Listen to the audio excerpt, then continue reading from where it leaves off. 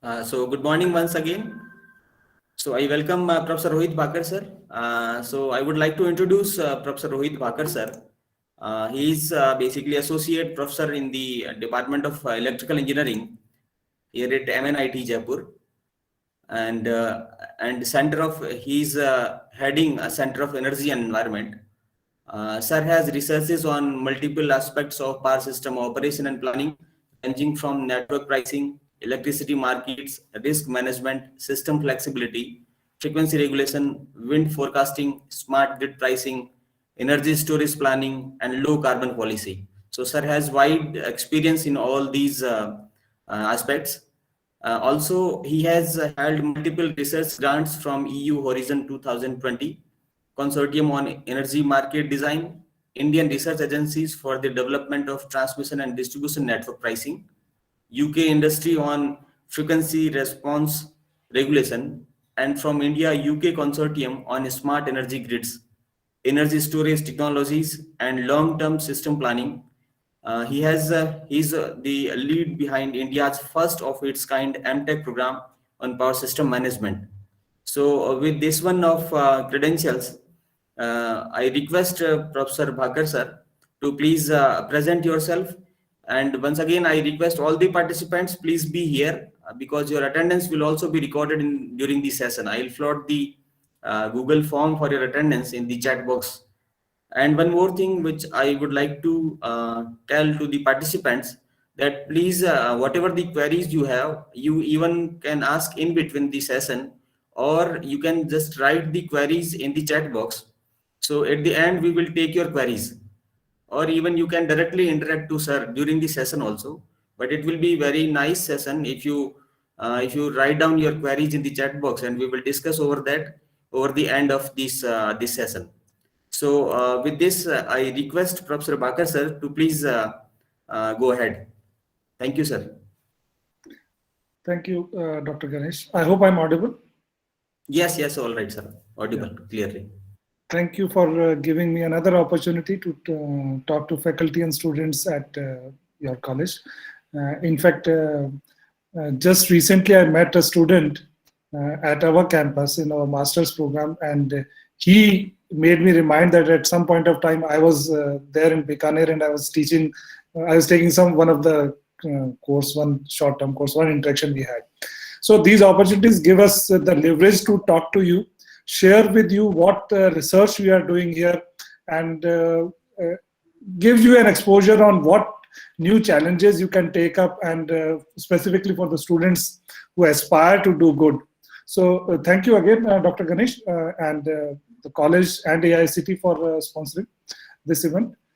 I primarily come from a power systems background, and I significantly work in the area of electricity markets, system economics, system operation, planning, these aspects. From those perspectives, those people who come from a power system perspective, understanding what are the challenges in the operation of the power plants, operation of the system as a whole, possibly those people will be able to appreciate more of what I'll be delivering shortly.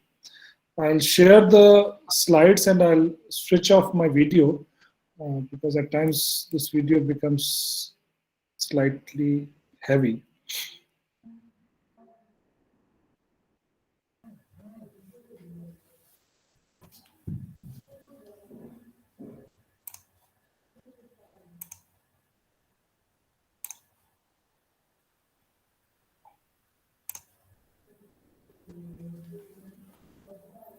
I hope it is visible now. Yes, sir, it is visible. Yeah. Clear. I'll make it full screen and then I'll continue with that. In case if you have any, if you feel that there is any issue in the connectivity, do let me know, because at times even I don't figure out while speaking, even I miss what if the net connection is proper or not. So in case there are any issues, feel free to call me back. And as Dr. Ganesh pointed out, if you have any questions, feel free to post those questions in between the chat, or even if you want to ask it, please feel free to ask it. That would be more interesting. So What I'll be presenting today is one of the key researches that two of my PhD students have been doing, and one was doing at UK. This is a critical issue that is coming up in the power sector over the last decade, and it is likely to become more serious over the upcoming decades as countries world over, they are progressing towards low carbon systems, less carbon emissions, and more of renewable penetration. So I had two PhD students. One was Dr. Vivek, who is presently working. Just hold on for a second. Just slide.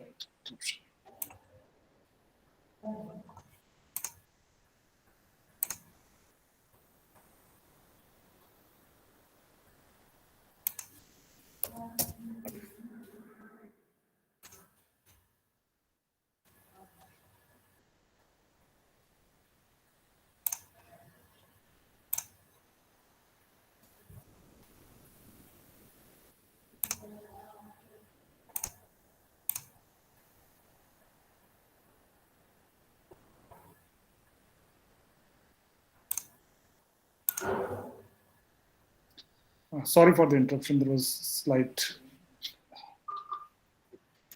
Yeah. So this was a work that two of my PhD students, Dr. Vivek, who is presently working as a postdoc in Croatia, and another Dr. Priyanka, who is working in ICF. There's a consultancy firm whose work I'll be presenting today.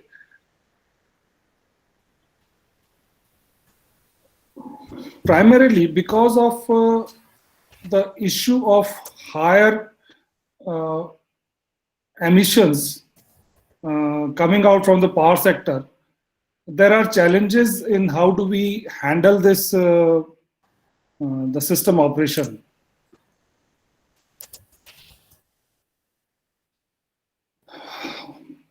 When significant quantum of renewables are getting penetrated into the system, which is obviously a national goal that we have to fulfill, to integrate as much renewables as possible, there are associated challenges that come up along with that. Some of those challenges are becoming serious, and they need to be thought over. The challenge, one of the key challenge in this sector is that as we go in for more and more RE penetration, the traditional systems, the traditional grid that was there, its inertia, it starts getting low and over a period of time as more and more renewables start getting penetrated into the system. And because of the low inertia of the system's capability to respond to challenges becomes a problem. How is this problem becoming big, and how do we handle it? First, so the basic thing that we need to understand is that the system has got its own frequency. We all understand that all power systems, they operate at a specific frequency of either 50 hertz or 60 hertz. And the system at each point of time has to maintain a specific, has to maintain the frequency within a specified band. So as of now, when we have a specified frequency of 50 hertz, it has to be maintained somewhere around 49.5 to 50.02. So if the system's frequency deviates beyond that, then either we have to inject more power into the grid, or we have to reduce the power that is being injected into the grid and maintain a balance between the demand and supply. At all points of time, the system's frequency has to be maintained in a stable way. You cannot allow the system's frequency to vary too much, because if you allow that, then it would lead to the maloperation of all equipment connected with the system, whether they are your refrigerator, whether they are air conditioners, or even the power plants, their operation, they would get impacted if the system's frequency is not maintained in the proper range. This ability of the system or this characteristics of the system to be maintained is what we define as frequencies stability. It is the ability of a power system to maintain steady frequency, constant frequency, following a severe system upset, which would be resulting in significant imbalance between generation and load. So though our interest is that at all points of time, the frequency should be maintained at a constant 50 hertz or nearby that, despite that, the generation and demand, they keep on varying. The demand obviously is not within the control of any system operator. It keeps on varying, and to maintain a balance at all points of time, the power plant operators, they have to vary their generation so that they can exactly match what the demand is. If the generation is in excess of the demand, as you can see, if the generation is in excess of the demand, then in that case, the frequency of the system increases. The frequency of the system increases. And in case the demand is greater than the generation, the frequency of the system will go down. To handle that at every point of time, the generators have to do what we call as load following. That whatever is the load, howsoever is the load varying, the generation has to be varied according to that. And maintaining demand equal to generation ensures that the frequency of the system is maintained at its nominal value. So at any point of time, if the consumption goes beyond generation, the frequency of the system will go down. It may go down to a certain level. If it breaches the defined grid level, grid code, in that case, the system's frequency relays, the under frequency load shedding relay, these are relays connected to the system which measure the frequency. And in case there is a frequency drop, they give a signal to the relays. These signals are given to the system to act such that those generators are isolated from the system. Because if the generators are operated at low frequencies, connected to a low frequency system, the turbines may get damaged.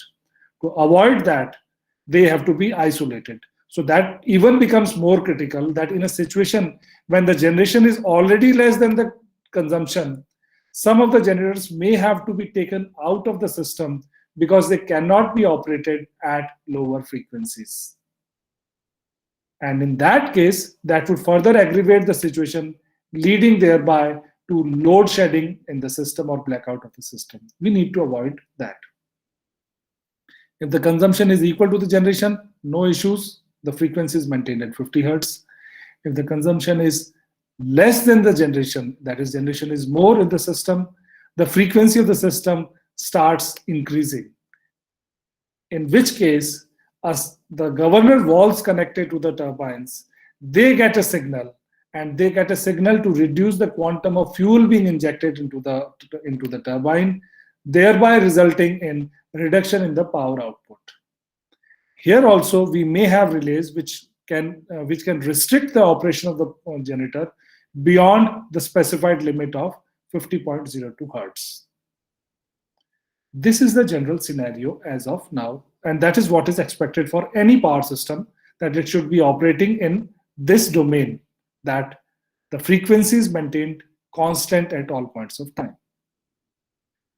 Despite the level best efforts, few things we always need to take care of, that the demand in a system is never constant. It keeps on varying, because depending upon what your requirement is, you will keep on switching on and off your demand. You are not controlled by any system operator. You are not controlled by the grid operator. You behave on your own. And many a times, there could be faults in the system. There could be a generation failure. There could be a line failure. There could be line congestion. There could be some tripping of substations, which may result in what we call as significant imbalance between the generation and load. So obviously, many times power plants fail, transmission lines fail.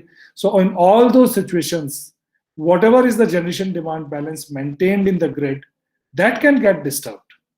And that can get disturbed in a significant way, resulting in a severe system upset.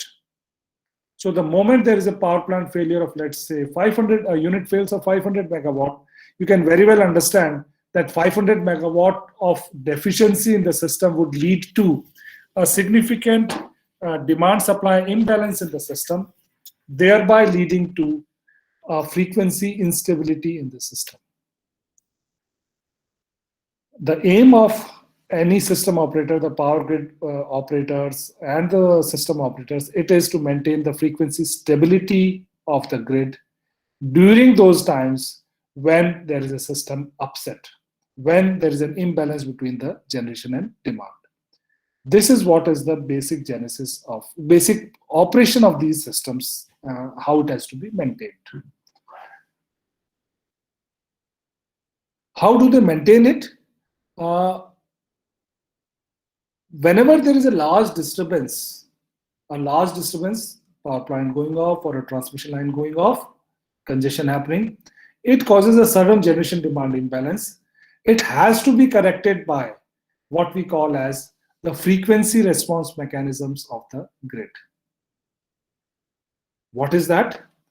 Frequency response mechanisms are spontaneous actions, instantaneous actions provided by the system or the elements of the system. When we say the system, we mean the power system and the elements of the system like the generating plant, like the demand and other components of the system, elements of the system. Their spontaneous action for balancing the demand and power supply. The system in itself has got that characteristics because of which it balances the demand and supply at any point of time, such that frequency deviations that have happened, they are brought back to the nominal position, normal position as soon as possible. So usually what happens is normally the system is operating at a frequency level of, let's say, 50 hertz, that is the F0 frequency. At any given point of time, we expect that the system should continue to operate at 50 hertz, that is F0. On the x-axis, you can see the frequency. On the y-axis, you can see the time, that how the frequency varies with time. So usually the frequency is stable and constant at 50 hertz. Let's say at any given point of time, A, there is some disturbance in the grid. A power plant fails or a transmission line trips. What would happen? The moment there is a failure in the grid, the moment there is a failure of a transformer, the imbalance starts happening between the demand and supply. This imbalance leads to variation in the system's frequency.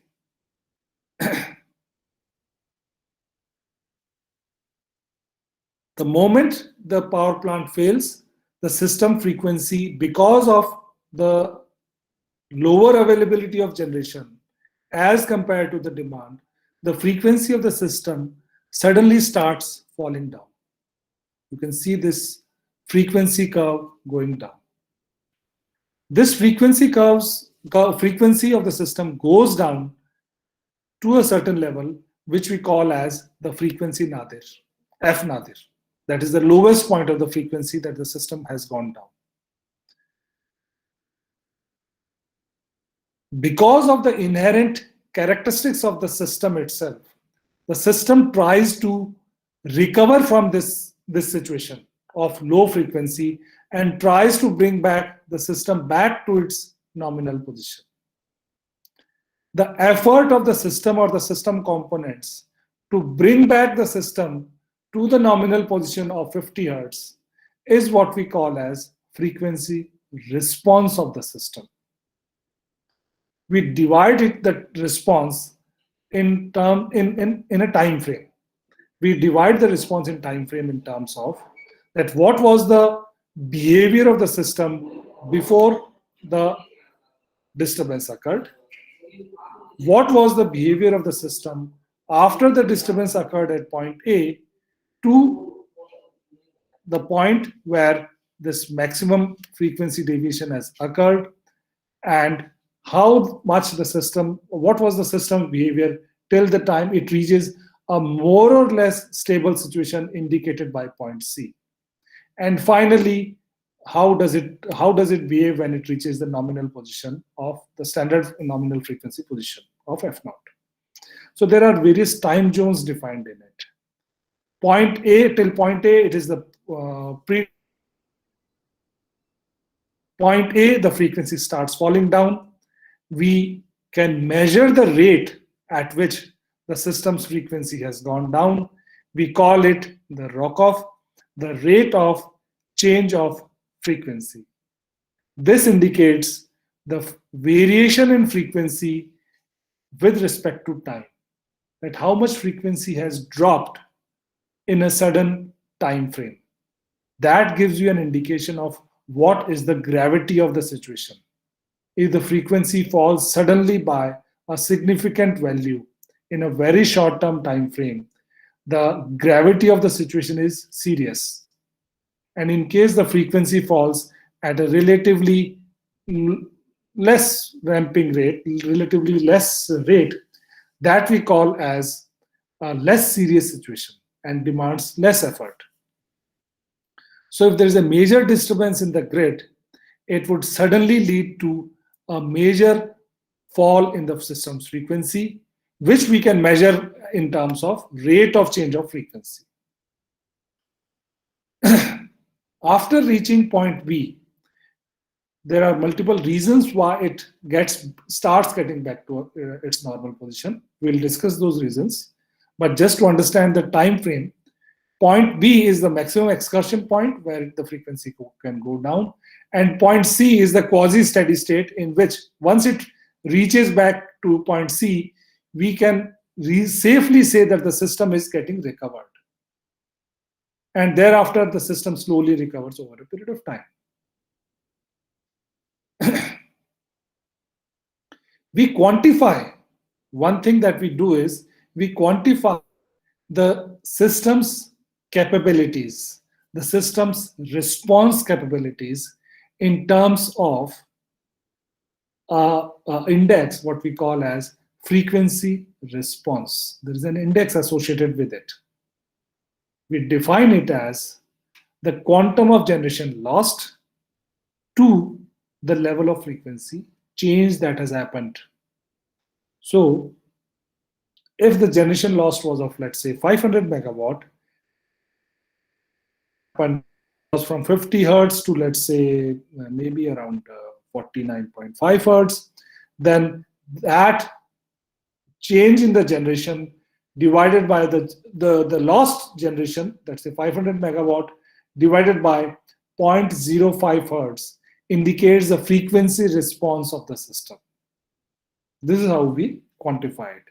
There is slightly another way also by which we quantify it, in which rather than simply calculating it frequency at point A to frequency at point C, we quantify it as the variation between frequency at point A to frequency at point B, that is the Nadir frequency.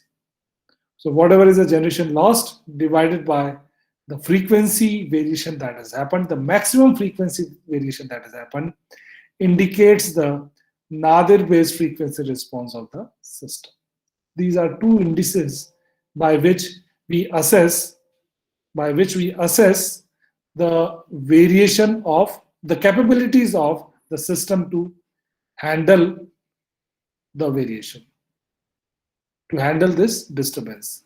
If the system does not have that capability, the frequency of the system will continue going down, resulting in the relays to get actuated and isolation of those generators, resulting in again higher generation imbalance in the.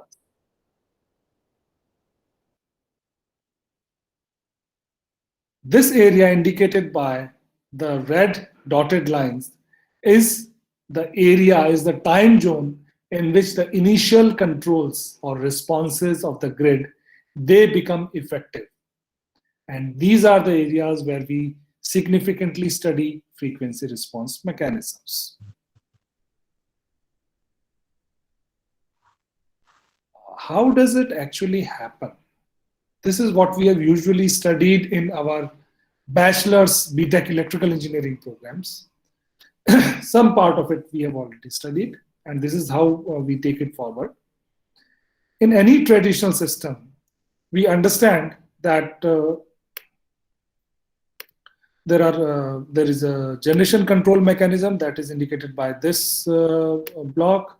There is an overall generating system mechanism that is indicated by the top block on the right hand side, and then there is a scheduling mechanism maintained by the load dispatcher, system operator, or what you call as the grid operator, if you could call it the grid operator, the system operator, the load dispatch centers like the one that is there in Hirapura, Rajasthan, Jaipur.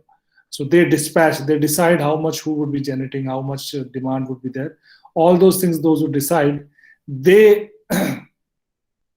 they are one part of the system which manages the frequency response. And here we have the generator being indicated. So in a traditional system, what happens is the traditional system has got what we call as the inertial response. The inertial response is one part of the response that occurs instantaneously, inherently from the system. Inertial response is very closely related to the term inertia, which we have studied in our 7th, 8th, 9th, 10th standard school classes, and thereafter in our bachelor's first year, second year, when we study moment of inertia. Inertia, as we all understand, it represents the stored kinetic energy in any system, which has the allows the system or that component to continue rotating or continue moving in the same state for some period of time, even if input power is not there.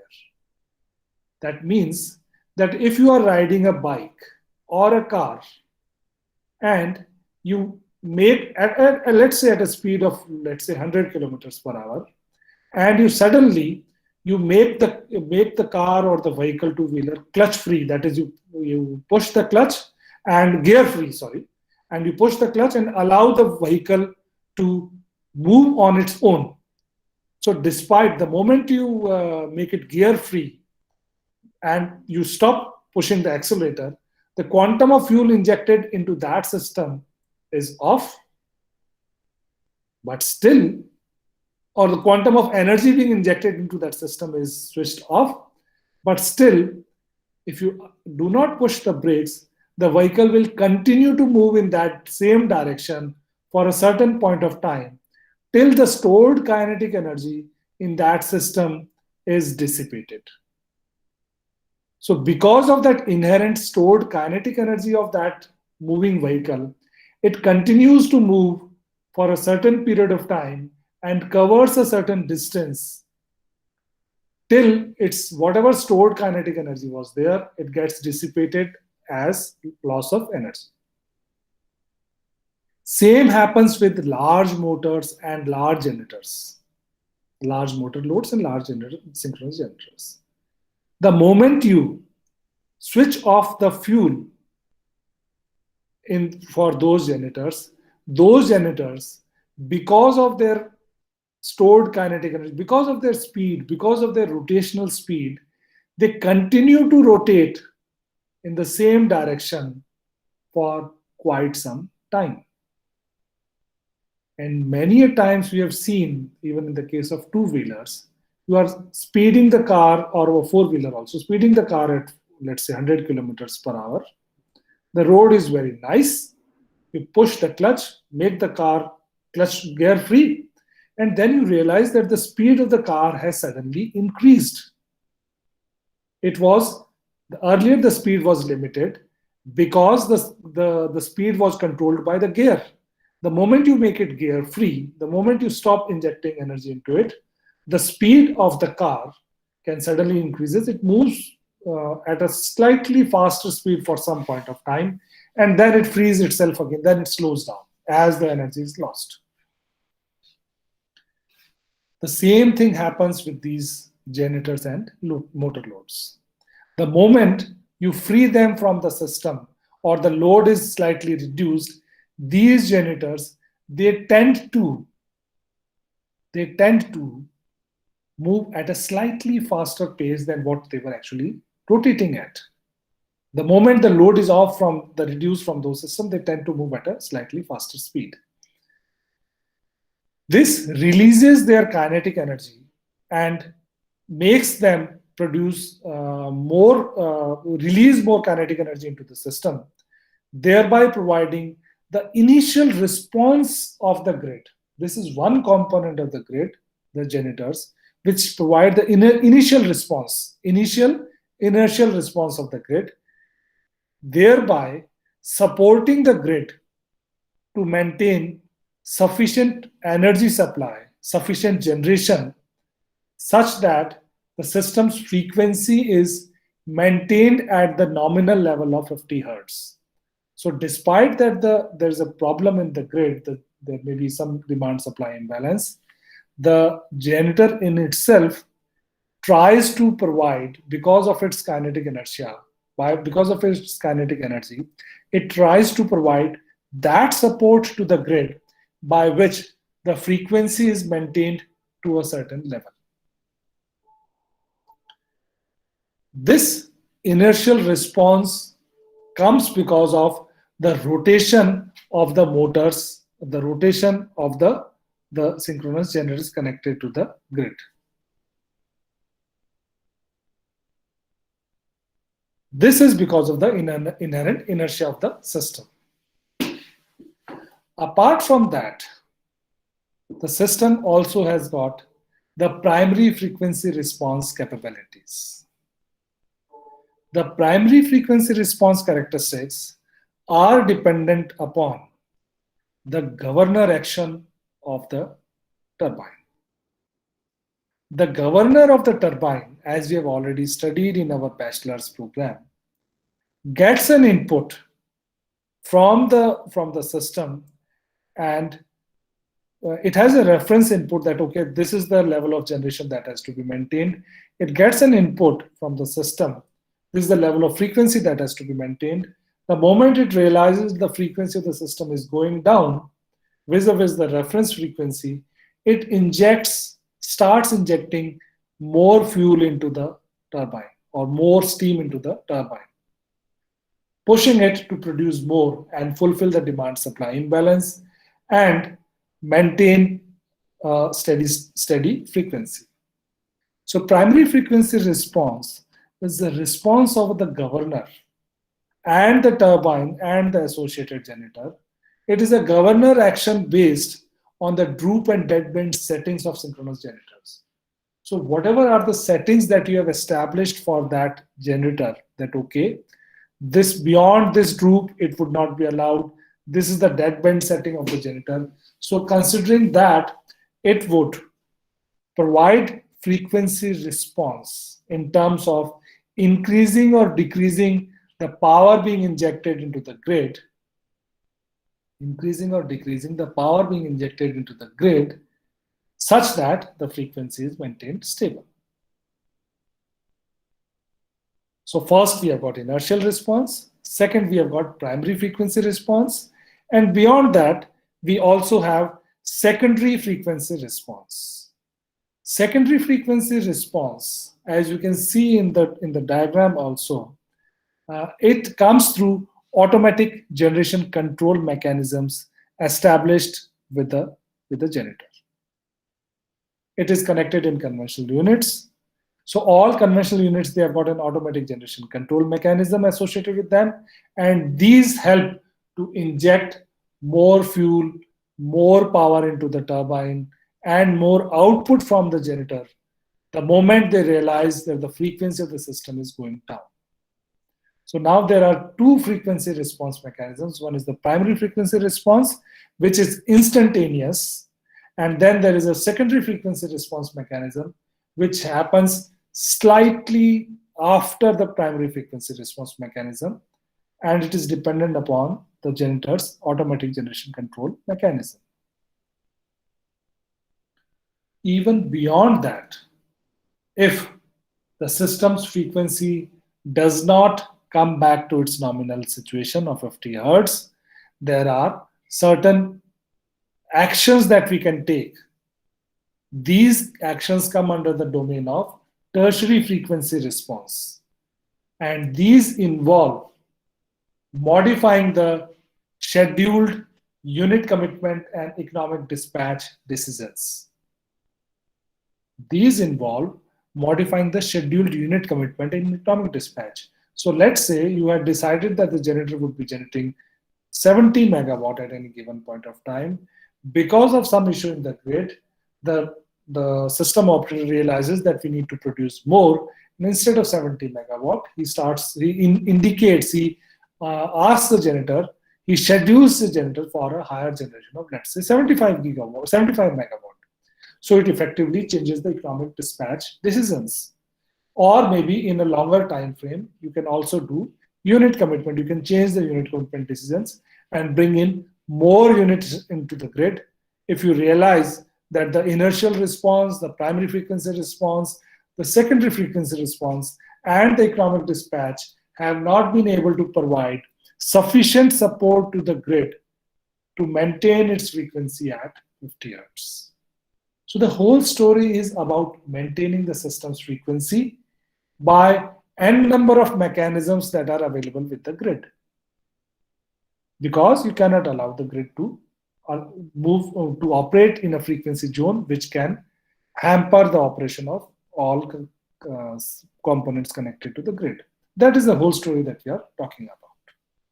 And there are various mechanisms moving from inertial response, that is the inertia of the moving components, the rotative components, to primary frequency response, to secondary frequency response, and thereafter to tertiary frequency response mechanisms. These wide variety of response mechanisms, they act in different time frames. They do not act in the same time frame.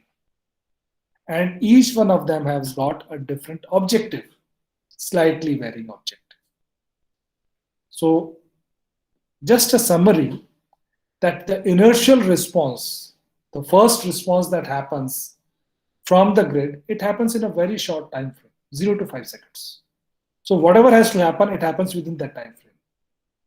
So this helps to manage the jerks, जो झटके लगते हैं system में, it helps to manage those jerks. It is in a similar way that if you are driving a car on a road and there is a pothole, the car won't stop. Because of its inertia, its speed will slightly reduce, but it will continue to move at the same speed after that the impact of that jerk is over. But who responds to that? It is the system's generator that responds, the system's, the machine, the car itself, it responds to that. Because of its own inertia, it continues to move in that direction. Same is the situation for a power system, in which this inertial response continues to operate in the time frame of 0 to 5 seconds. That is, it happens automatically. It happens instantaneously from its own. You don't have to do anything for that. It helps to balance the power and helps to minimize the transient frequency dip that happens in the system. Similar is the impact of primary frequency control, which operates in the time frame of up to 5 minutes. It overlaps with the inertial frequency response and goes up to maximum 3 to 5 minutes of the actual event happening. So let's say the event has happened at 12 noon.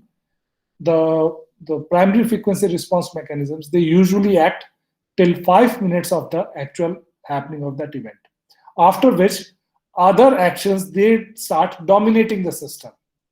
In the initial 0 to 5 seconds, the inertial response, which is an automatic response, dominates the system response. Thereafter, the primary frequency control mechanisms, they start dominating the response of the system. So initially somebody else is acting. Even before it stops acting, other actions, they start taking place, thereby supporting the grid. And even before they end, other actions, they start coming in. So now we have got primary frequency control, which acts in the time frame of up to 5 seconds. Again, the aim is to balance the power, maintain the transient frequency. Even before that stops, the impact of primary frequency control stops. Secondary frequency control mechanisms, they start acting. They start supporting the grid, and they operate in a time frame of 15 seconds to 15 minutes. So they can act up to as long as 15 minutes.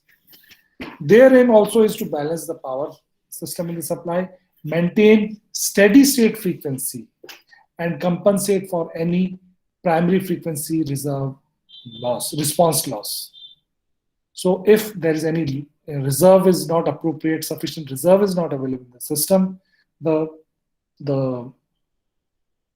grid operate the secondary frequency control mechanisms, they start acting and try to balance the power imbalance that is happening in the system and compensate for whatever primary frequency response deficiency is there, which should have been provided by primary frequency control, but if still there are any deficiencies, they are provided by secondary frequency control mechanisms, and that is primarily by way of regulation. That is, you regulate the input that is being given to the generator.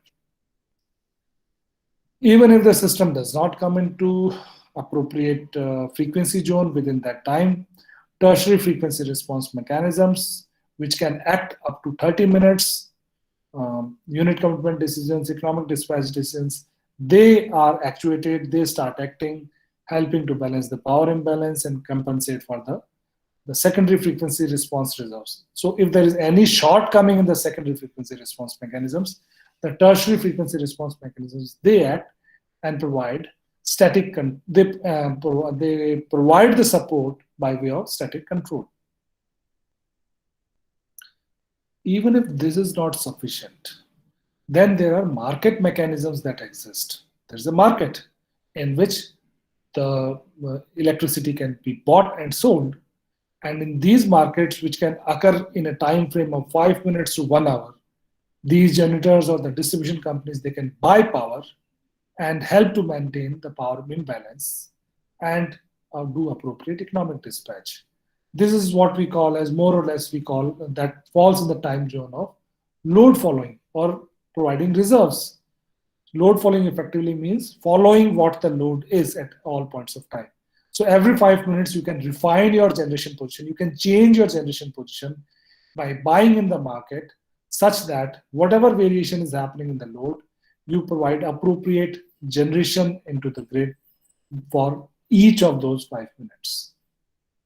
And even if that is not sufficient, there are more market products available. The day-ahead market is there, in which you can again go in for more economic dispatch and unit commitment decisions. So this is the time frame in which different actions take place. Initially inertial, primary frequency, secondary, tertiary, real-time markets, and the day-ahead market. These help to maintain the system's imbalance at each and every point of time. So what is the challenge now? Why are we discussing this thought? What is that we need to understand? The challenge is we are pushing in more and more renewables into the grid. We are pushing in more and more solar PVs. We are pushing in more and more wind turbines. And that is what is the future of electricity grids. So what is the problem? As we see that the percentage of renewable generation getting connected into the grid increases, and as you see, it will continue to increase. You can see from both these graphs on the top, this graph indicates, and this also indicates, you can see that the quantum share of renewables, it is significantly increasing over a period of time. The percentage of renewables into the grid, that is significantly increasing, and that will continue to increase because we have made commitments. We have got international carbon emission commitments. Recently, last month only, the Prime Minister was there in that conference of parties, and there he has committed to make country net zero by 2070. That means the net carbon emissions coming out from those from the country, they would be reduced to zero by 2070. And in that effort, we'll continue to inject, we'll continue to connect more and more RE into the grid. It is likely to increase significantly, and the growth is phenomenal. You can see so many solar power plants, specifically in Bikaner. If you see so many of those power plants, solar farms coming up, wind turbine, wind farms coming up. So this scenario will continue to be there, and areas like Western Rajasthan, they'll become the powerhouse of the country in the near future. And because the concerns because of high carbon emissions coming from coal power plants, gas power plants, their generation will continue to decrease. So even in 2021, you will see the share of renewable generation in the overall generation mix is as high as 30% international. And if you consider nuclear, because nuclear as such do not inject any carbon emissions, if you consider nuclear, these low carbon sources, we call them as low carbon sources. Low carbon sources are solar generation, wind generation, nuclear generation, tidal generation. These are sources which do not consume, which do not produce any carbon emissions. And in 2021, that is this year, the overall generation from the low carbon sources exceeds the output from the world's coal power plants. Coal power plants are assumed to be dirty power plants, producing a lot of carbon emissions. So we are heading towards that situation. We are heading towards that situation at a very fast pace, and that is likely to bring challenges for system operator. That is likely to make the system operation more critical. In India also, if you see that the government is aiming to achieve 227 gigawatt of RE capacity by 2022, which earlier they had more, that was the target of 175 gigawatt, now they are targeting 227 gigawatt. It already has a RE capacity of 100 gigawatt, and which is almost 1/4 of the installed power capacity in this country. And by 2030, we have recently committed ourselves to 450 gigawatt of installed RE capacity. That is a very big number. And you can see the renewable generation along with hydropower plants, they are also increasing. That number of hydropower plants, wind power plants, solar power plants, that will continue to increase. There are various sources. Solar power is there, wind power is there, biopower, small hydro. They all are considered as a part of renewable energy sources. And the generation that is coming out from those power plants, you can see in this second graph, the generation is effectively increasing over all these years. The quantum of energy being injected into the grid, it is increasing. RE generation that is being injected into the grid, it is increasing. This is only a part of the reflection that will continue to increase. Part of it is because of the COVID, but that will continue to increase the quantum of energy generation. And along with that, there are significant government initiatives that are taking place. The government is going in for building green energy corridors, which you can see large transmission lines, large capacity transmission lines connected from the RE power dominated areas like Bikaner and Jaisalmer, and connecting them to the load centers. So those large power plants, the large transmission lines, they constitute of what we call as the green energy corridor. There's a policy of hybrid, combining wind and solar hybrids, wind solar policy. Government is pushing in for solar parks, ultra mega solar power projects. All those things are coming up. And they are likely to increase this RE penetration into the grid significantly. Now, what does it bring? It brings significant challenges. You see this graph on the left-hand side, you can see that the traditional system had got coal power plants, it had got hydropower plants, it had got nuclear power plants, and some quantum of PV wind systems. These coal, hydro, and nuclear power plants, they provided significant level of inertia to the grid. The PV wind systems didn't used to provide. Now we are heading towards a situation in which the conventional generating systems, they constitute a smaller proportion, whereas PV generation system, the wind generation system, and energy storage systems, they are likely to dominate the system's energy supply. You can see a lot of PV farms coming up, solar farms coming up, wind farms coming up, and recently over the last 1-2 years, we have seen large energy storage systems also coming up, connected to the grid. These are the entities which would be supplying significant level of energy to the grid.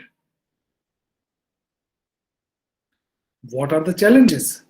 When these renewable generation, they get connected to the grid, we all understand a few things, that this RE generation is uncertain.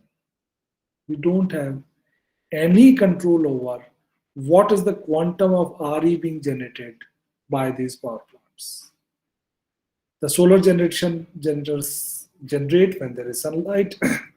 So they come up in the morning, they stay there during the day, and go down in the evening. That also can vary.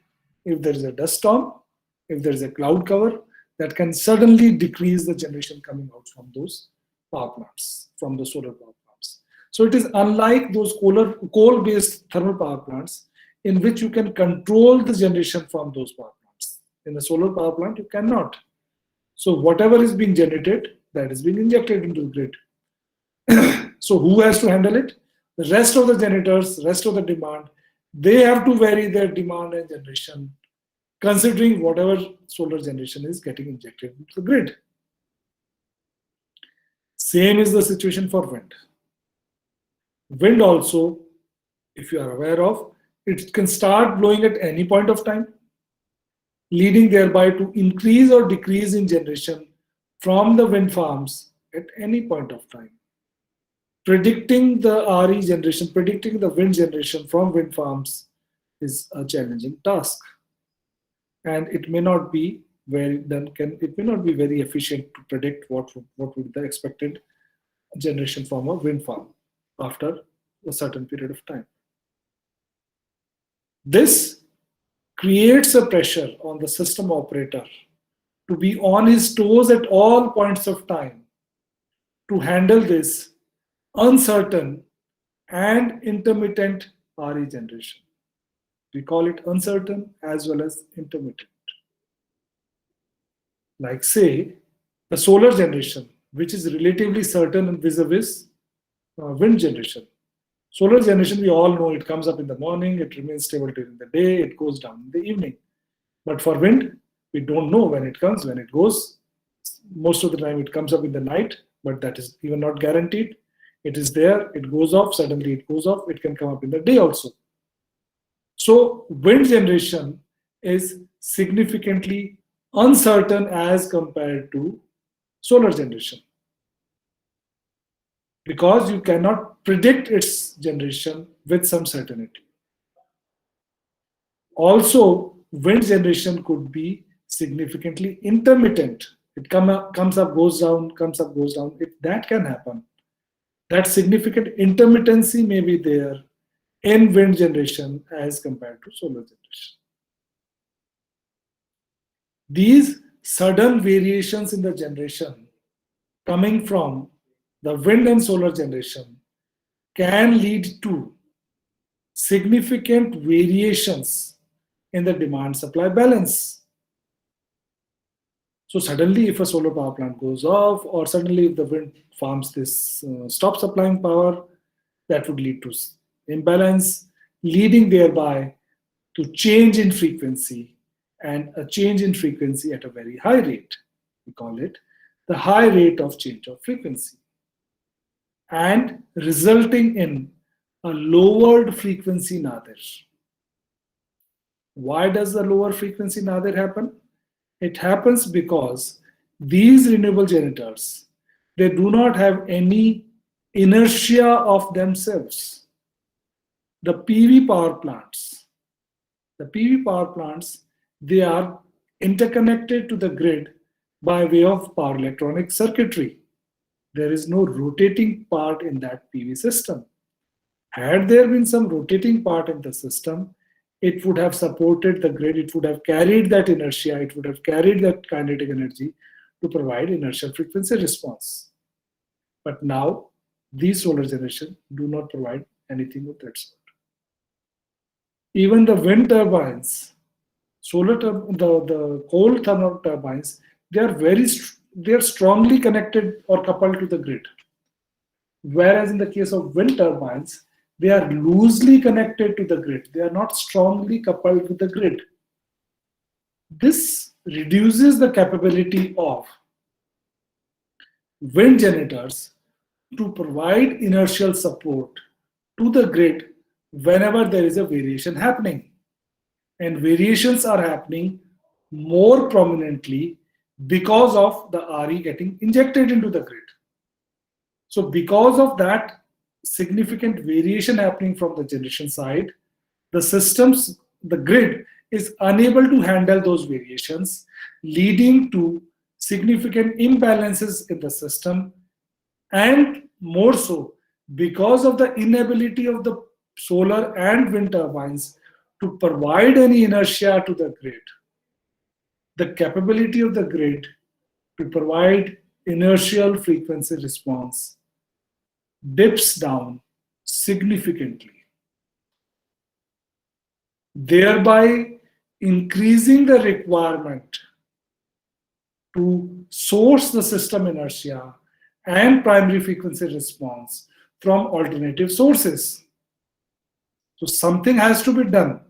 If you don't do something, then the system will not have the inertia, not have the capability to provide primary frequency response, leading thereby to significant imbalances, leading thereby to high rock-off happening, leading thereby to lower frequency nadirs, and leading thereby to significant loss of generation if that is isolated, and possibly loss of demand that can be fulfilled. This creates challenges. Not only high rock-off happens, lower frequency nadir, but it elongates the time to settle at the quasi-steady state value of C. So the time taken for the system to settle at its nominal position, that increases, and the system continues to operate at a lower frequency for a significant period of time.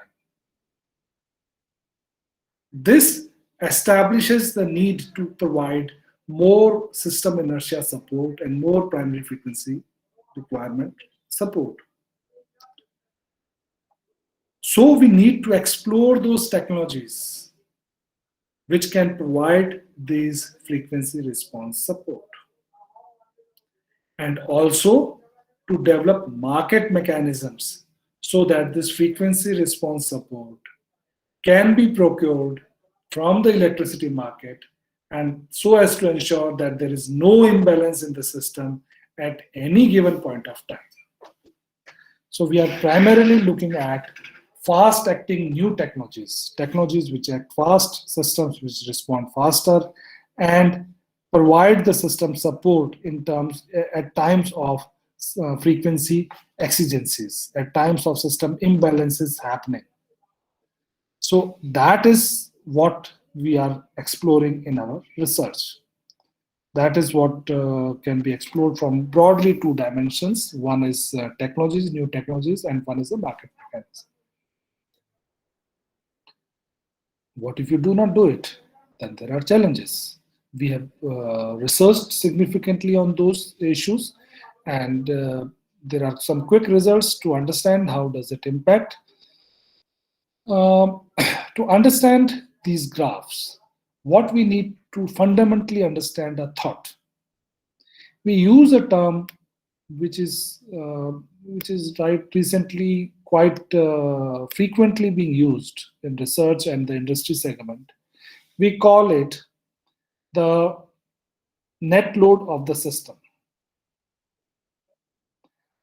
What is happening is, earlier when RE penetration, RE generation was not there, the demand was uncontrollable. Let's say if the demand was 100 megawatt, you had to, at any point of time, you had to supply 100 megawatt of generation to fulfill the 100 megawatt of demand. So the out of total 200 megawatt of generation plus demand, 100 megawatt of demand was uncertain. So 50% of the component was uncertain. And 100 megawatt of generation, that is the thermal power plants, were used as a load following to balance whatever is the variation happening on the demand side. So 50% of that portfolio was controllable, 50% of that portfolio was uncontrollable, and that 50% helped us, the generation, helped us to manage the uncertainties of that 50% of the system part, that is the 100 gigawatt of load, which was effectively uncontrollable. Now what is happening is, from that 100 megawatt of generation itself, 20 gigawatt out of 100 gigawatt, 20 gigawatt is now RE generation. That also is uncertain and uncontrollable. So now, along with the 100 gigawatt of demand, there is 20 gigawatt of generation also that is uncertain. And that generation is significantly uncertain, leading thereby to an uncertain component of 100 plus 20, that is 120 gigawatt of systems variable which are uncertain. And you are left over with 80 gigawatt of conventional generation, which is there to mitigate the uncertainties arising out of the demand variation as well as the RE variation, RE generator variation. So earlier you had got 50% control. Now you have got only 40% of the components, the system variables that are under your control, and you have to handle the uncertainty of 60% of the components, 60% of the variables. This increases the stress on that 40% generation, that is the conventional power plants, to ramp up and ramp down at a very fast pace, because now they have to handle the uncertainties arising out of 100 gigawatt of demand plus 20 gigawatt of RE. So that 80 gigawatt of conventional generation is handling the uncertainty of 120 gigawatt of demand and generation. This difference of demand and RE generation is indicated as the net load of the system. That load which is to be supplied by the conventional power plants, which have to handle the uncertainties of arising out of demand and RE generation. So as RE penetration increases, the net load in the system will continue to decrease. That is the load, that is the generation that is being supplied by the conventional power plants.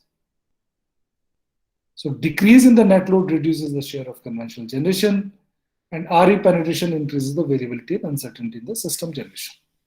That is an obvious understanding. This RE generation increases, as you see in these various graphs, that you see here and here between these two lines. You see that as the penetration increases, as the RE penetration increases, the net load variations happening in the system, the variations that are happening in the system, the net load may go down, but the net load variations, it is talking about the variation that are happening in these curves. So the variation that is happening in this curve, indicated by 21% RE penetration, the quantum of variation that are happening, the percentage of variation that is happening, not the quantum, the percentage of variation, that significantly increases. So now you have to handle you have to be more cautious about system operation, that the uncertainty in this will be significantly dominant. The earlier plot you see, it did not vary so much. It was varying at a relatively lower value. Now this plot, as the RE penetration increases, the variation, the percentage variation that is happening in this plot significantly increases. So also, as RE penetration increases, the inertia of the system, the capability of the system to respond, the energy that is being stored in these systems, in the large generating stations and motors, they also get impacted. So if you see, with 0% RE penetration, this segment, the system has got sufficient inertia available with it. The moment you start increasing this inertia to 21%, the energy stored in the grid significantly reduces. And as this energy stored in the grid reduces, its capability to support frequency deviations, that also significantly reduces. So system inertia, it decreases with an increase in RE penetration, and system faces higher rate of change of frequency and lower frequency nadirs when the system is penetrated by high RE penetration. A similar impact you can see for the rate of change of frequency also. So as you increase the penetration from 0% to 21%, the rate of change of frequency reaches newer and newer heights. So earlier when there was zero penetration, the rate of change of frequency was significantly low. Now with higher RE penetration, the rate at which the frequency changes, it becomes significantly high. You can see from this blue plot. This is a challenge. What is rate of change of frequency? As we discussed, is the change in the frequency with respect to time. It's the time derivative of power system frequency. If the this basically is a reflection of how robust your grid is. So when we increase the RE penetration, the rate of change of frequency significantly increases. It reduces the frequency nadir, and it requires more sources, additional sources, which can provide system inertia and system primary frequency response. So what do we do? Multiple things that we need to do. Some of those things involve understanding the behavior of these systems. These involve understanding or characterizing the RE uncertainty. That is, characterize how does it vary, when does it vary, in which places does it vary. Characterizing that uncertainty of RE generation is one basic solution, so that you understand which generation can vary by what amount, when it can vary, which area can vary. So we need to understand the generation coming out from all solar power plants, all wind power plants. And taking consideration of that data, we need to develop appropriate models which can help us understand what is the level of uncertainty in those systems. We need to monitor and predict that what is the uncertainty arising in the system. We need to develop new frequency response services and service related products in the system, which can help to provide frequency response support. Services means somebody has to provide that service of frequency response. So that service has to be created. Somebody, if you create a service, then only that service will be provided. We need to develop mechanisms to provide significant system inertia, improve the PFR condition, explore the opportunities from fast-acting technologies like energy storage, like demand response, like electric vehicles. These are the new technologies which can provide fast frequency response support. That is why significant energy storage is being planned in this country over the next decade and 2 decades. Another way could be by pushing in demand response into the grid. And yet another way could be by getting support from the electric vehicles that are getting connected to the grid. We also need to change the market design, the ancillary service market design, in which these frequency response services are traded. And scheduling that we do, the conventional unit commitment problem that we solve, the conventional economic dispatch problem that we solve, it also needs to consider the frequency constraints in it, along with the other constraints that we usually consider. So these are the things that we need to think upon. These are some of the possible solutions that we need to explore.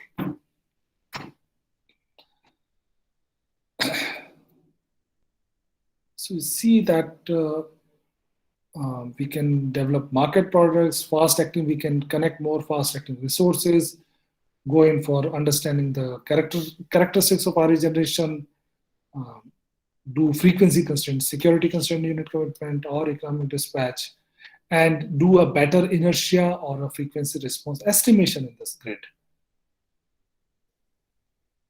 More products like, there are new products that are coming up, like who can provide synthetic inertia, virtual inertia. These are new products that are available in the market. There's another product, what we call as enhanced frequency response mechanisms, fast frequency response mechanisms. These are products which are sold in the market or bought in the market, and somebody provides those responses and they are paid for providing those responses. So energy storage could provide enhanced frequency response or fast frequency response to the grid. We can explore connecting more generation into the grid. We can explore incentivizing the demand to respond. That is, the moment there is a fault, the moment there is an imbalance, some of the demand gets off we disconnect some of the demand from the grid. That is one of the possible ways. Or we bring in more generation at that very instant. That can be done through fast acting generators like gas power plants, hydropower plants, or diesel generators. They can provide fast acting generation. On the demand side, we have got demand response mechanisms, which include interruptible load, shiftable load. Electric vehicles could be one of the segments which can provide demand response. Virtual energy storage systems could be one. Rooftop solar could be one in providing demand response. And on the generation side, energy storage systems, plug-in hybrid electric vehicles, all type of hybrid electric vehicles, battery energy storage, compressed air energy storage, flywheel storage, all sort of storage can work on the generation side. And controlling RE-based generation could be one of the solutions of providing demand response. On the generation side, we could also install more power plants, PV and wind power plants to handle that. As far as RE uncertainty characterization is concerned, we could go in for deterministic and probabilistic approaches. These are two types of approaches by which we understand their behavior. This is more about mathematical modeling. Frequency constraint, security constraint, economic unit commitment, which is about adding a constraint to the traditional unit commitment that we do. Estimation, that is improving your forecasting and scenario-based dynamic analysis of the system, improving your forecasting techniques, or what would be the available inertia or primary frequency response of the system at a certain point of time in the future. These market-based products, those who have a slight understanding of what electricity markets are, these market-based products, new market-based products, they are coming up. One of the segment is that of virtual or synthetic inertia, in which the controlled contribution of electric torque from a unit proportional to the rock-off of the unit, that is secured. It works instantaneously. At the moment there is an imbalance, it starts working. It instantaneously increases the output to counter the frequency drop via swift control of power electronics. It is the power electronics that helps. Instantaneously, it helps to change the torque of the torque that is provided from those units. Fast frequency response, that is the controlled contribution of electric torque from a unit which responds quickly to changes in frequency to counteract the effect of reduced inertial response. This could be in the form of injected power, absorbed power from the grid in response to changes in frequency. So now what we are looking forward, what research internationally is happening is in this domain of providing more synchronous inertial response, more fast frequency response mechanisms, and obviously primary frequency response mechanisms. This synchronous inertial response is a non-sustained. It cannot be carried over for a longer period of time. Its capability to respond is only for a short period of time. But there is a significant focus of researchers internationally to provide fast frequency response support to the grid by way of inverter-based, that is power electronics solutions-based resources instead of traditional synthetic inertia solutions. This is practically being implemented in UK recently, and what enhanced frequency response support indicates, it is the capability of the providers, the storage systems, or the generators to achieve 100% active power output in 1 second. So within a second, the whole of the generation comes up at that very instant. And that is what is required to maintain the system frequency. So they've already commissioned about 200 megawatt of generation to provide enhanced frequency response mechanisms for the grid. So this is the level of criticality. If you don't do it, the possibility of grid collapsing, going in for a blackout, significantly increases. This is a broader reflection of what is the time frame of all these, and what are the characteristics, and how are they connected with the system. So I had discussed this, a part of this initially also, in which you could see that the first party to respond, the first action to happen is that of inertial response. Then the primary frequency response happens. Even before the impact of inertial response goes down, the primary frequency response support starts coming up. Even before primary frequency response support goes down, secondary frequency response support starts supporting the grid. Even before it goes down, the fast tertiary comes up into picture. Before fast tertiary goes down, the slow tertiary. This indicates that at every point of time, there is some support mechanism that is supporting to maintain the grid frequency.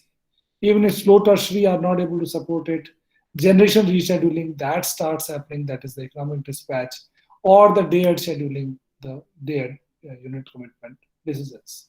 So in various time frames, you can see that at different time frames, the different activities, different actions, they happen. And the area under the curve, if you see, and the height of these plots indicates, the area under the curve indicates the quantum of energy that is available in these actions. So inertial response has got high power capacity, acts instantaneously, provides significant power, but the area under the curve is limited. As compared to that, the primary frequency response mechanisms, they have lower power capabilities, but more energy capacity.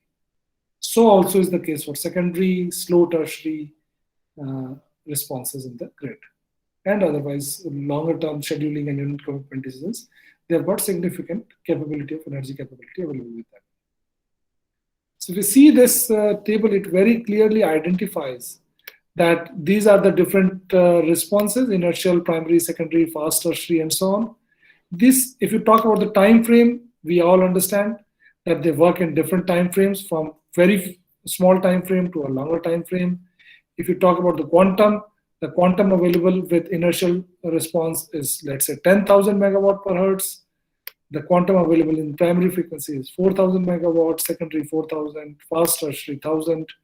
Slow tertiary has got as high as, in any grid, 9,000-10,000 megawatt of capacities available in the grid. And generation imbalance and unit commitment, they have got significant capabilities, depending upon what is the generation capacity in the grid. Significant capabilities are available. The control of these actions, inertial response happens locally, primary frequency happens locally. The secondary frequency response mechanisms, they are controlled by the load dispatch centers. Same for fast tertiary, same for slow tertiary, and same for the load dispatching unit commitment and economic dispatch distance. On one side, the inertial and primary frequency response mechanisms and even the secondary frequency response mechanisms, they are automatic. You don't have to take any actions for that. Otherwise, for the others, like the fast tertiary and slow tertiary, they are manual responses. Somebody has to act on them to respond. Some action has to be taken manually so that they start responding to the situation. So rest of the actions they have got, manual intervention is required. And those which are local actions, they are more or less decentralized. So primary and inertial response, they are decentralized. They happen at the local level, local signals, local responses. Whereas as you go in for longer term responses, they are more centralized, handled by the load dispatch centers, and so on. We call the generation and unit commitment decisions decentralized because these decisions are taken at the generator end.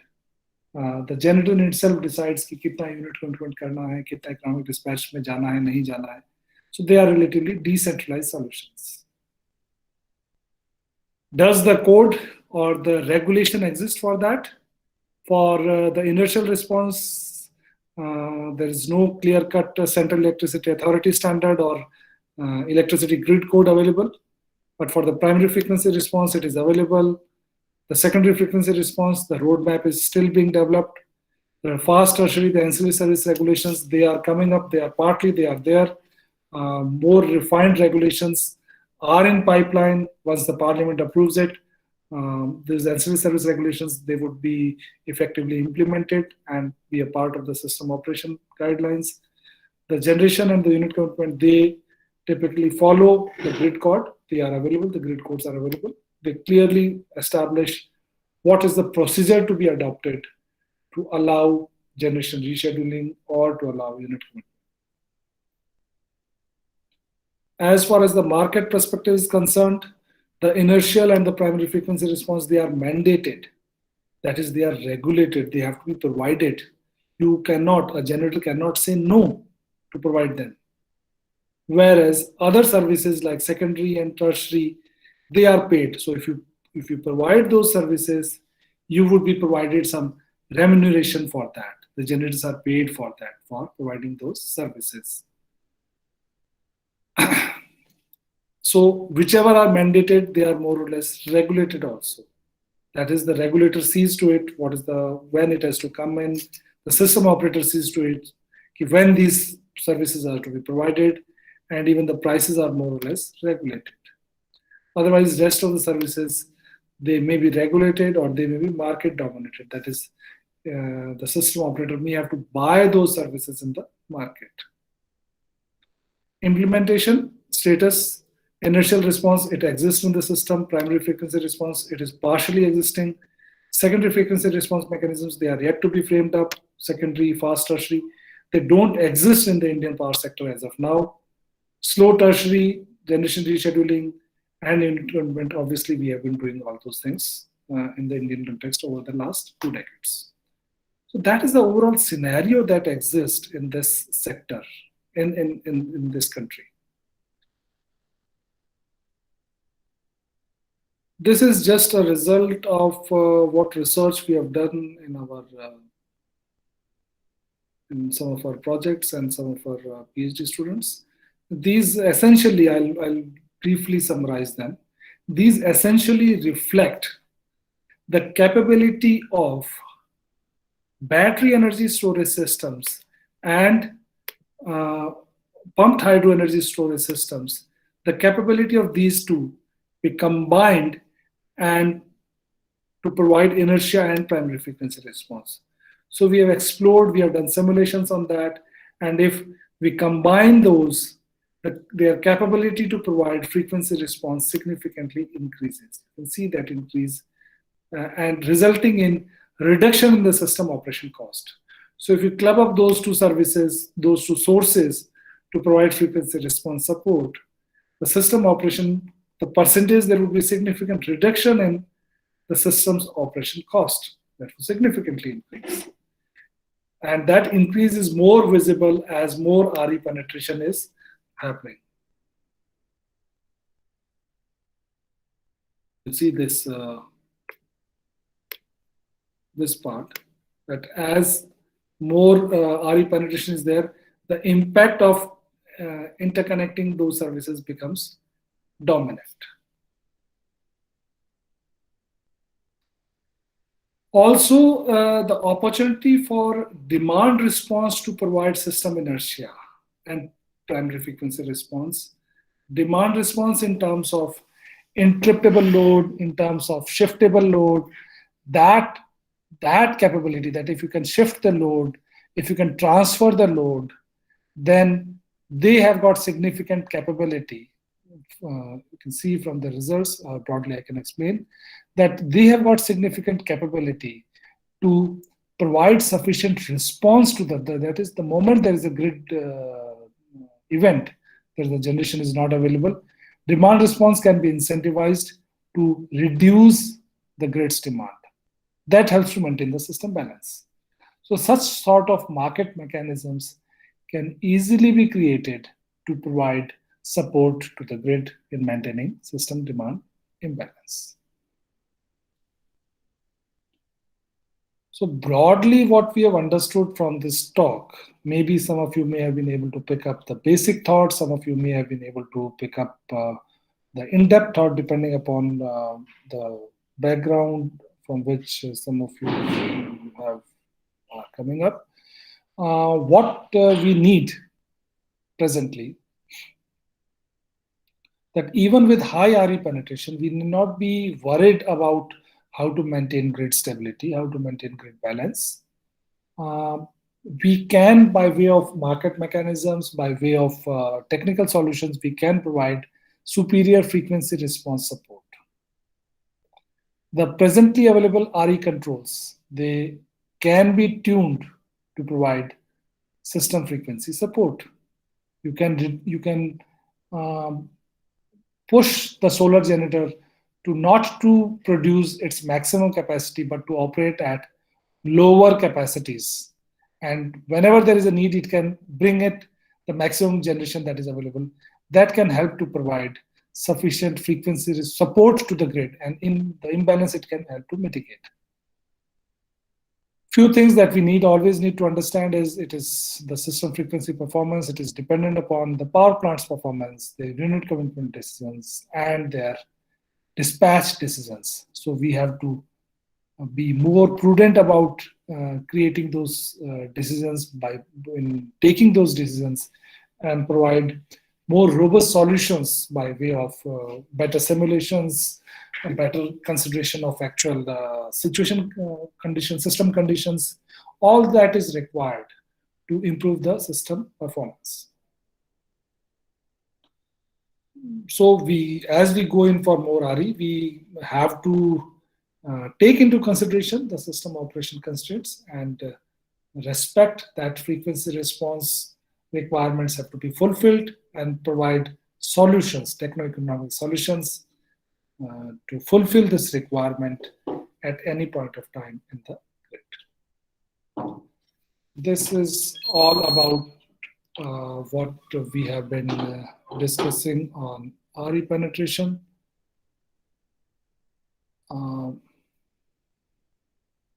If there are any questions, I'll be happy to take those questions. Any queries? Dr. Rohit? Sir. I am Rajiv. I am a faculty in the Department of Mechanical Engineering at NIT Jalandhar. Yeah. I must compliment you for such a fantastic talk, actually. I'm not from this field, actually, but I have been teaching the courses related to renewable energy. So this has been very fantastic. I was learning, listening to you and covering every aspect. I have now developed a great respect for the power system engineers. Just a question. I'm just interested because you talked of the characterization of RE generation capacity.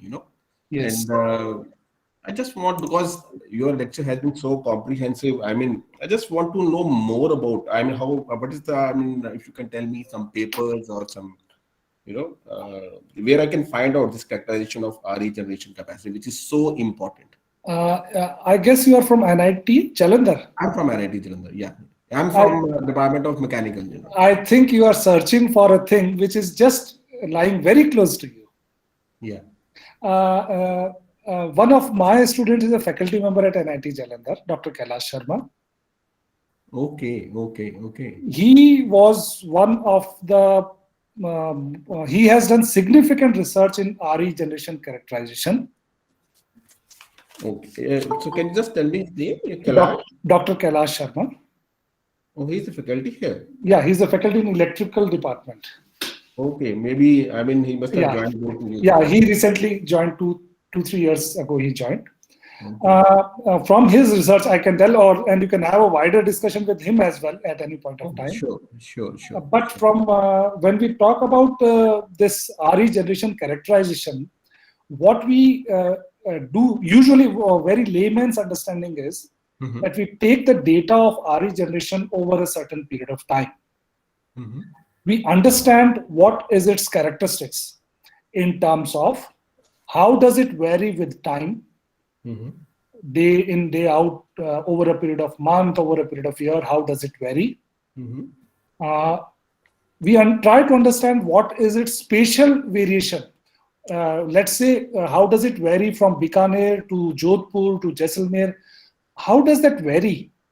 So we try to understand the variation of that RE generation, both in temporal and spatial perspective.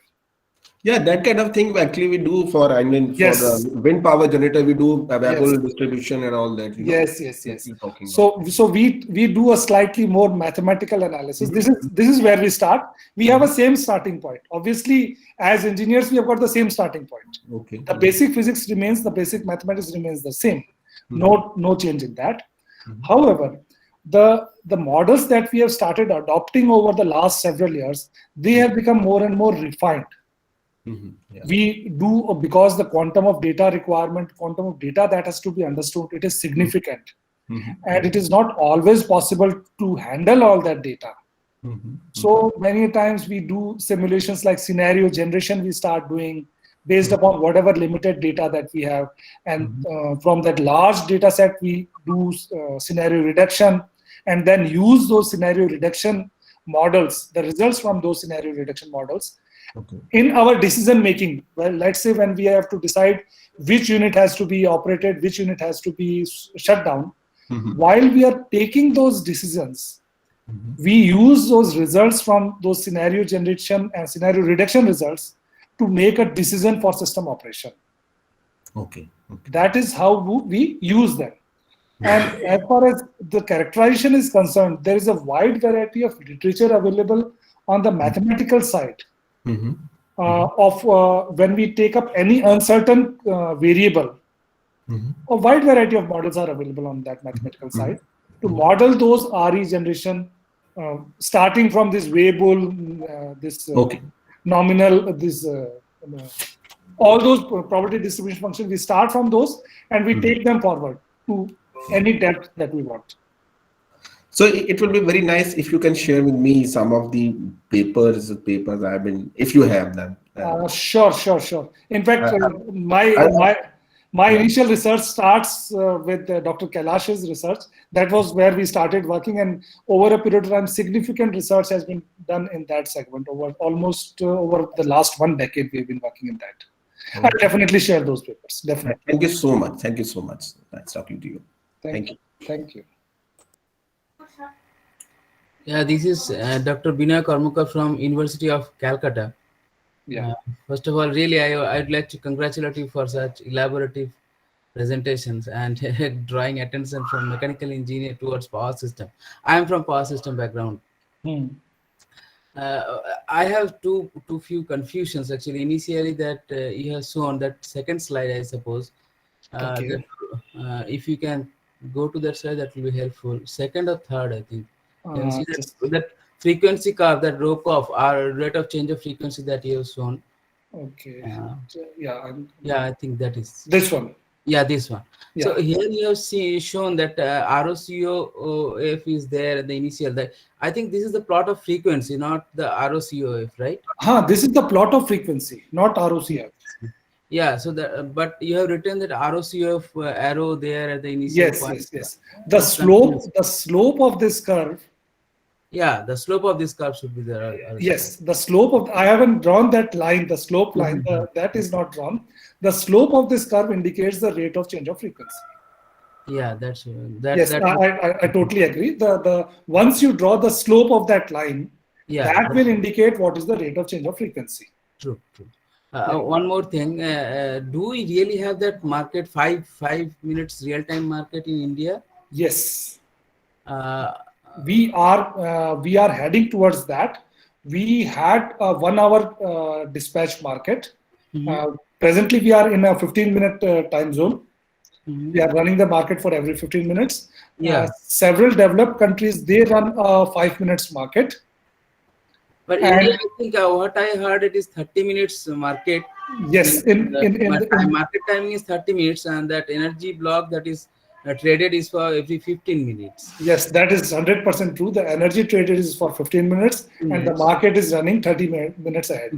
100% true. That is what is the market situation. So 5 minutes, it's not there, right? It is not there, but it is in pipeline. Eventually, it is coming up. So, in fact, we are having in several of our discussions with the system operator. The system operator is planning to go in for a 5-minute scheduling once this 15-minute scheduling stabilizes. Presently, the challenges are because this generation is not all centrally governed. This is partly lies with the state governments, partly with the central generating stations. So, managing all that is a real challenge. They are trying to integrate all those data points, all those connections at the same point. But I guess it will take at least 1 to 2 years to integrate those systems effectively. Yeah, that's true. Yeah, it will take time. Yeah, it will take time, because what we were studying from that unscheduled interchange, initially that was the real-time concept, that put price on that unscheduled interchange. After that, the real-time concept came like from the extra Western countries. Yeah. But still, it is 30 minutes time frame is there. I saw 5 minutes, so I surprised that. Actually, I was just a mix of research that is coming from developed market. So there they are following 5 minutes. So some of our simulations that carried 5 minutes. Yes. But truly, it is 15-minute scheduling, 30 minutes ahead of time. I am tempted to ask one more question. That do we have any time frame? As you know, you may be in communication with the power system people.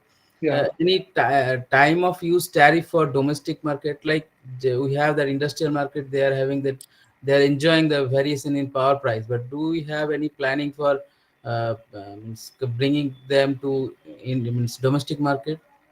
This is a very wide question. I understand. The challenge is, until and unless the Electricity Act gets approved, the new electricity bill that is pending with the Parliament, one part. The time of use tariff is something that the government distribution utilities, they are not able to bring up. They are not getting successful in that. So there are 2-3 things that have to happen. One, the distribution sector has to be relatively unregulated. It has to open up, possibly in terms of bringing in retailers into the market. That is one. Possibly one of the segments that you see is the implementation of smart meters that is happening right now. Yes. So once the smart meters are in place, recently only they have started talking about the benefit that we can draw. Until and unless you have those smart meters, bringing in time of use tariff is non-thinkable. Let's wait for another year. Let the smart meters be installed throughout the country over the 1, 2, 3 next 3 years. They are implementing it. Once that is done, then we can see what initialization these distribution utilities they take to provide time of use tariff. That is an open question depending upon how fast they are able to implement that smart meters. Yeah, let's wait. Thank you. Thank you. Thank you for your presentation and all the answers. Thank you.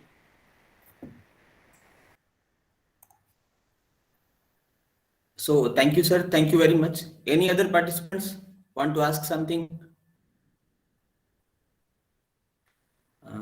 I'm looking on the chat also. Sir, actually there is no query on chat. Perfectly So fine. I think. thank you, sir. Thank Yeah. you very much. Actually, the presentation was really very wonderful. Sir, please. Yes. Thank you, Dr. Ganesh. In fact, I was not aware that there are mechanical engineers in this group. Actually, some of the participants are from some other background also. Some maybe some electronics and communication engineering also. Some are from some control engineering also. So although since the title of this FDP is basically integration of renewable energy systems. So that's why many people are from the different streams also. So really, I have also enjoyed this session. Actually, one thing which I would like to also know about from your presentation, since you have presented that the time of reaching to the nadir, that is the bottom of this frequency response. This is about I think 2 to 3 seconds, right? Yes. How much is the time, sir? It is in that time frame only, 0 to 3 seconds. Okay, so within that. So may I know that what about the if a system which has very much amount of renewable integration, then what about the time for that system, that kind of system? If the renewable integration is very, very high, let's say we are having good amount of solar and wind there in that system. Yeah. The moment you have more RE penetration, the nadir reaches very fast. That is the problem that will come up. This is not a problem that is presently happening in India. But yes, the moment you have higher RE penetration, this nadir time will reduce significantly, that it will be reached in maybe possibly in less than a second. And in that situation, the rock-off, the slope of this curve will be very high. It would be almost be as high as 80 degrees, 90 degrees. That is the problem that you are rightly pointed out. That is what the problem is coming up in this grid. And that is what they have to face it. So they have to identify, they have to come up with new solutions for that. Just to briefly help you understand, this presentation was more oriented towards the power system people. However, this research has got it is getting equal interest from people from mathematical sciences, from people from mechanical, from people from control sciences, control engineering. All those people have got a significant stake in this research. And it is not an independent research that power system people alone can do it. So if there are people from other domains, they can very well, they should be able to understand and they should be able to pick up the challenge that is there. In fact, people are, the system operators, they are looking for people who can bring in that thought from multiple perspectives. It's not only from the power system engineer's perspective that has to be looked into.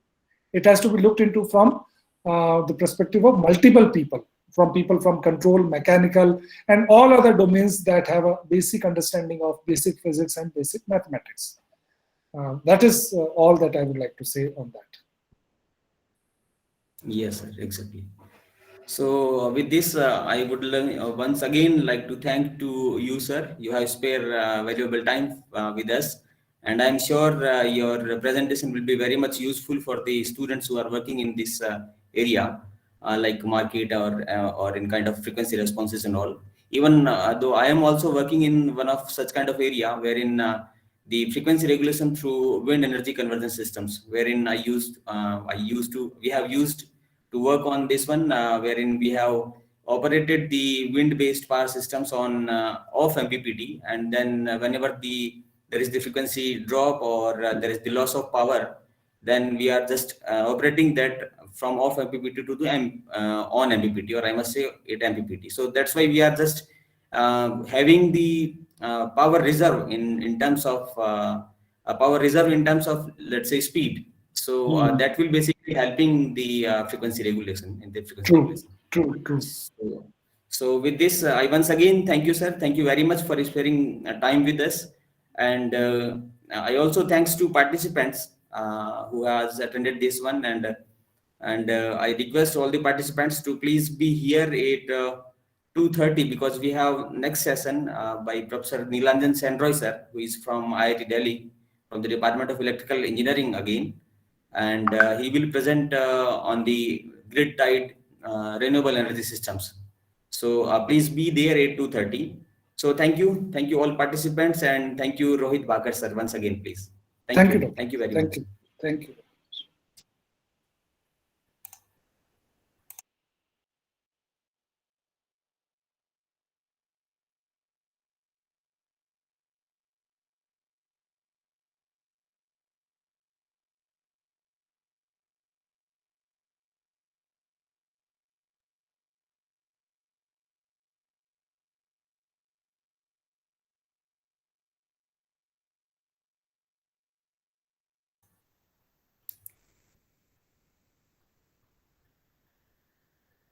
So participants who are there in the meeting, they may record their attendance through Google Form, which I have posted in the chat box of this meeting. So you may find their link, just click on that and fill the attendance. So we will having our next session at 2:30. Although this meeting is on for the time being, if you want to exit or you want to remain here, you may remain here, or we are just meeting at 2:30. Thank you very much.